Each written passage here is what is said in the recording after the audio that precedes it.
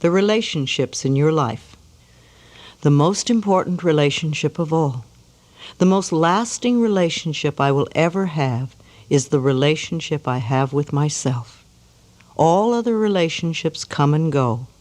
Even marriages that last until death do us part end eventually. The one person I am with forever is me. My relationship with me is eternal. So what is this relationship like? Do I wake up in the morning glad to find myself here? Am I a person I like to be with? Do I enjoy my own thoughts? Do I laugh with myself? Do I love my body? Am I content being with me? If I don't have a good relationship with myself, how can I have a good one with someone else? If I don't love myself, I will always be looking for someone to complete me, to make me happy, to fulfill my dreams. Attracting healthy relationships. Being needy is the best way to attract an unsuccessful relationship.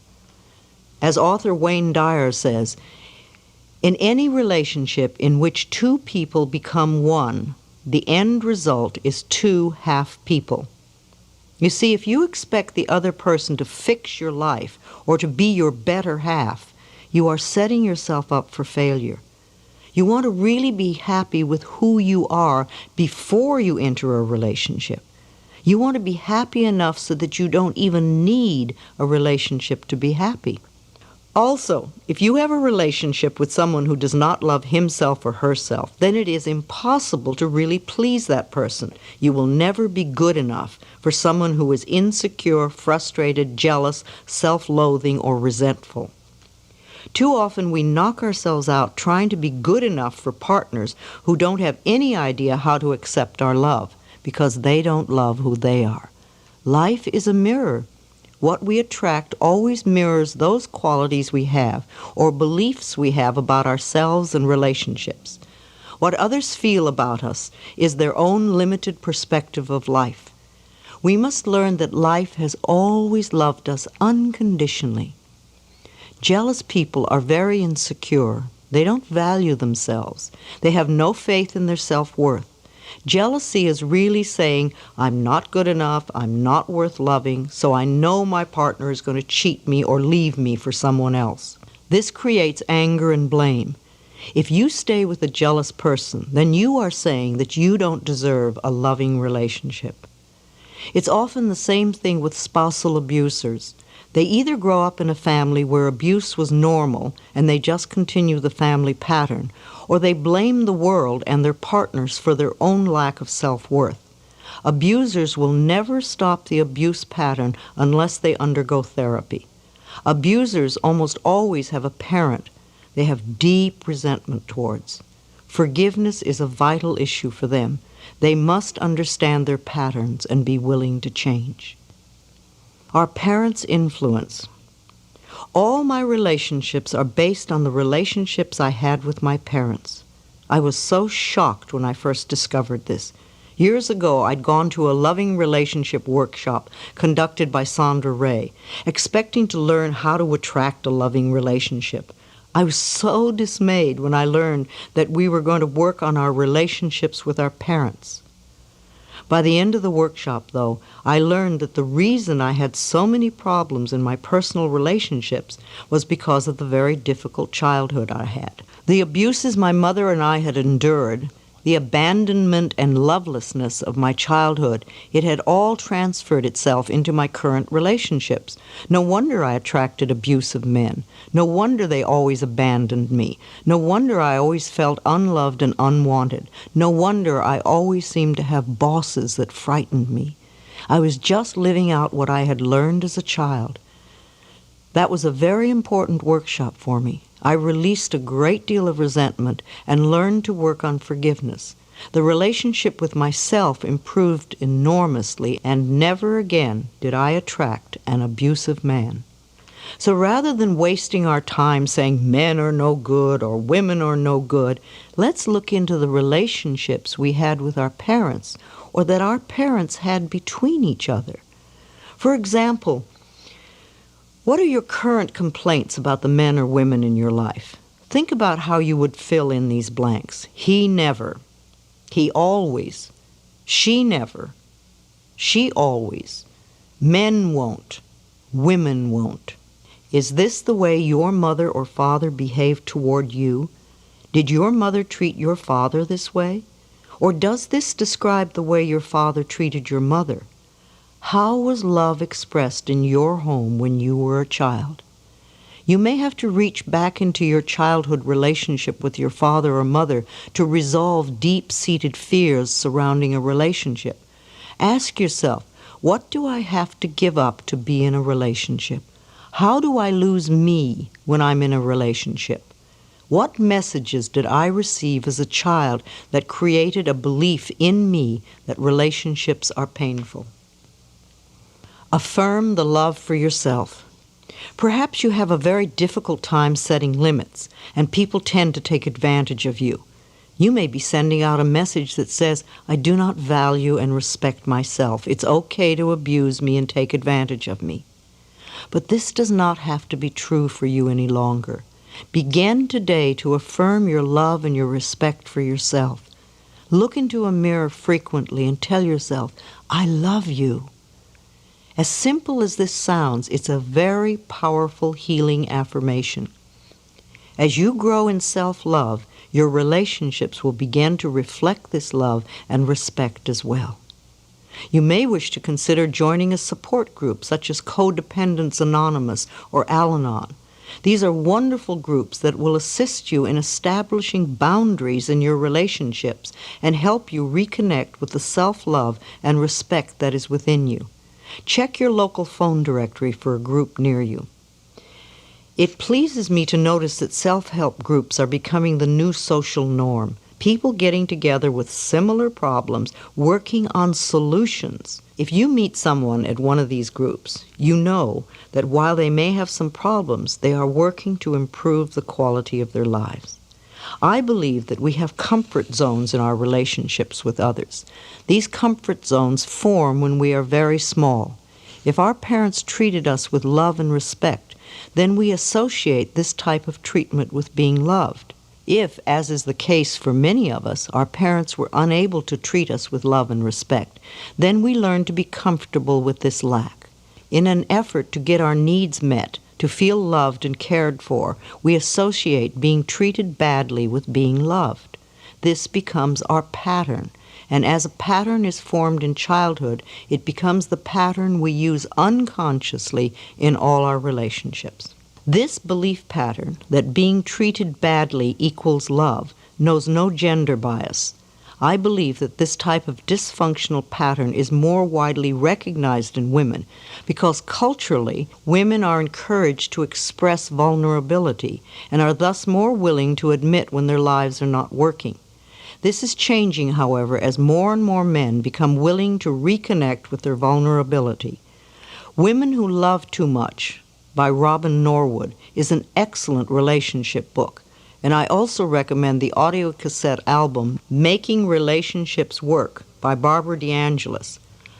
An affirmation for all of us is, I open my heart to love and I am safe. All of the important work we do is on ourselves.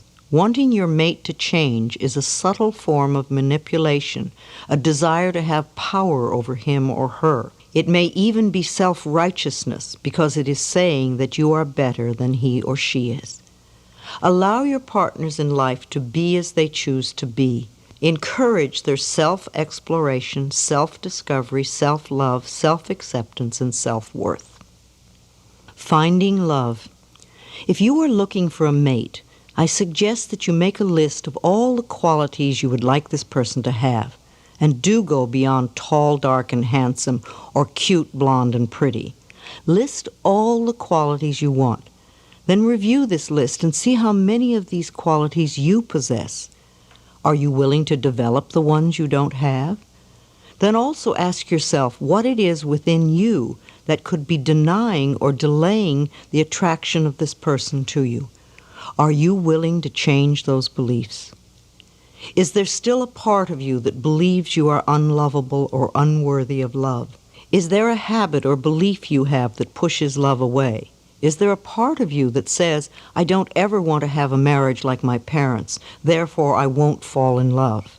Perhaps you have feelings of isolation.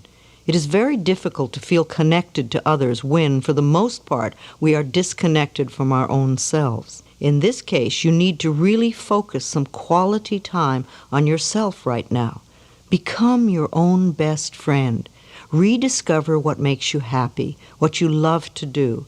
Pamper and spoil yourself. So often we look to others to make us feel loved and connected, when all they can do is mirror our own relationship with ourselves. What do you think you deserve in an intimate relationship? When we are coming from a place of feeling we can never get what we really want, it usually means our belief system supports not deserving. Is this what you truly believe about yourself? That you can't have what you truly want? This particular mental pattern no longer needs to be true for you. You can begin to make a change today.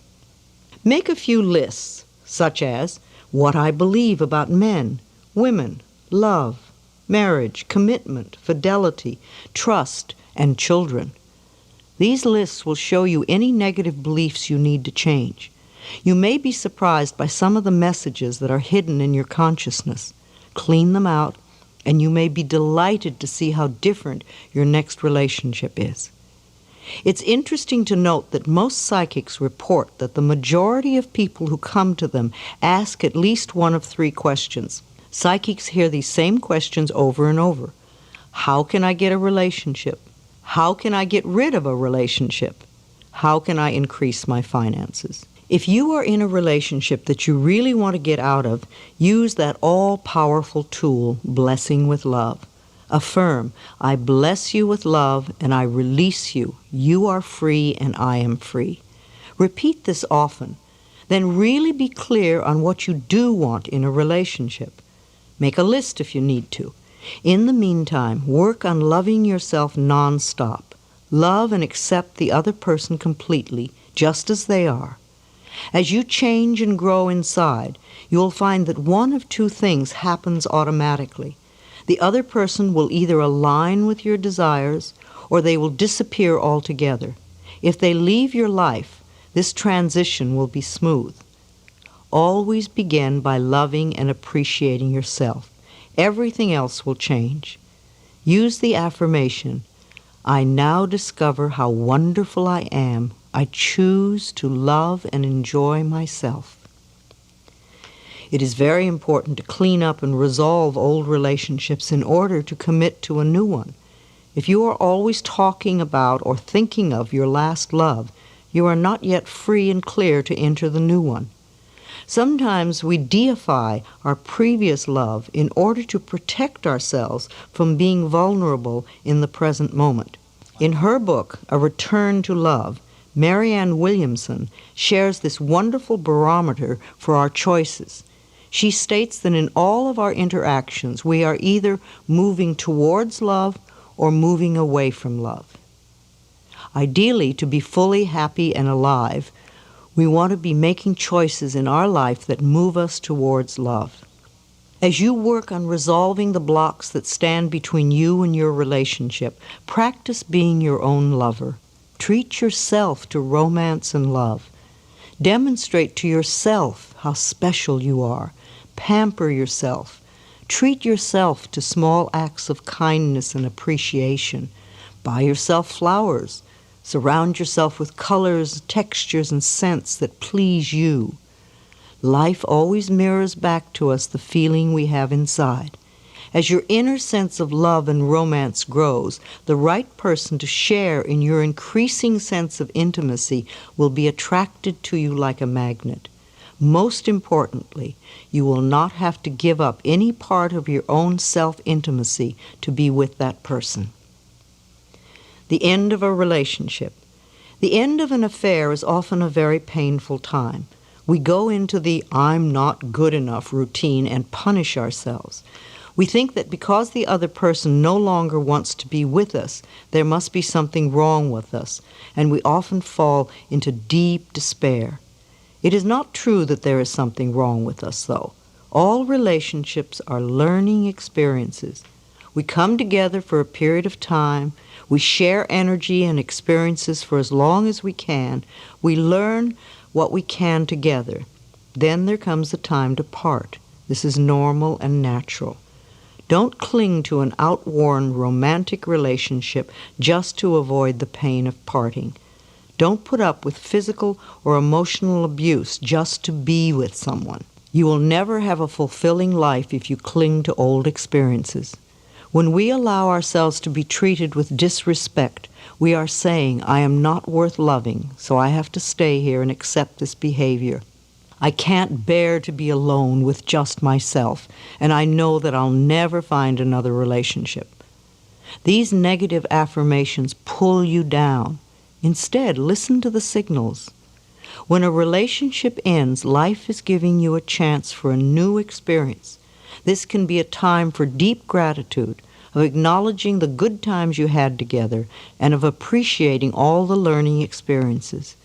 Then you can release that relationship with love and get on with the next step in your life. This is a time for loving yourself with tenderness and understanding.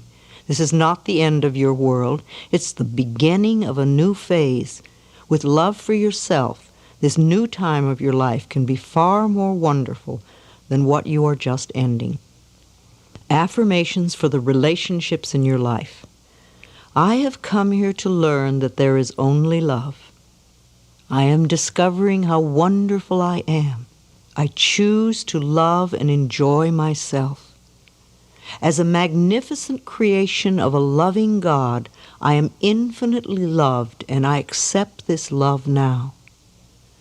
I am open and receptive to a wonderful, loving relationship. By thinking loving, supportive thoughts, I create a loving, supportive relationship. I open my heart to love. It is safe for me to express love. I get along with everyone. Wherever I am, there is joy and laughter. I relate from my heart. People love me and I love people. I am in harmony with life. I always have the perfect partner in my life. I am safe and secure in my love for myself. I am in a harmonious relationship with life. Life loves me and I am safe.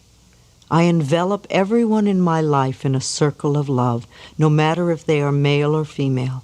I include my friends, my loved ones, my co-workers, and everyone from my past. I affirm that I have wonderful, harmonious relationships with everyone, where there is mutual respect and caring on both sides. I live with dignity and peace and joy. I expand my circle of love to envelop the entire planet, and this love comes back to me multiplied. Within me there is unconditional love, and I express it to everyone. My unconditional love includes me, for I know I am worth loving. I love and appreciate myself, and so it is.